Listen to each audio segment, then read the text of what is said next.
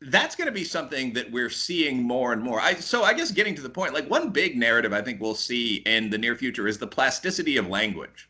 So we're now at a level where 1984 is more possible than it ever was before because everything's online now. So if you can quote unquote hack even at the level I can, much less if you're a computer programmer that's running a website, you can go into the dictionary and change the meaning of the term racism and then change the settings so it looks like that's been the meaning for a while.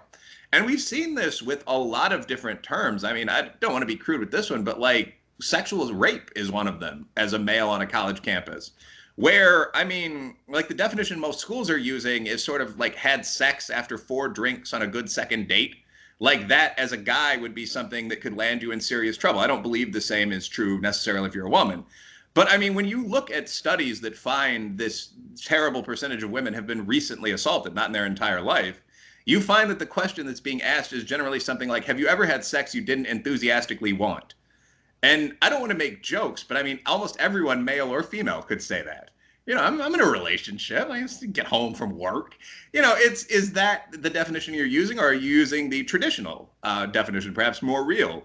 The same thing with racism. Racism has been something we've seen utterly redefined in recent years. Racism generally has meant genetic dislike of another group. Like you think blacks are inferior or whites are devils, and so you don't like blacks or whites. That's what it has always meant.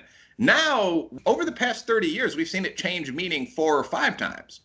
I mean, the first redefinition was just, well, racism is the old definition plus power.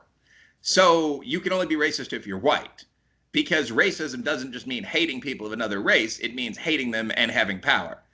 And now, as more and more blacks and Asians have moved into the upper class, I think you started seeing this when the president was black. Now, the new definition from Ibram Kendi and so forth is racism is any system that produces any gap in racial performance, which is wild because that's everything. The Olympic sprint trials in a typical year are going to involve a lot of black people. Over in the swimming pool, you're going to have a lot of whites, specifically from Northern Europe. The National Spelling Bee has been won by Indian Americans for 10 years running. So you can now say, especially if these disadvantages hurt POC relative to whites, you can now say almost everything is racially biased, and that's sneaking its way into dictionaries.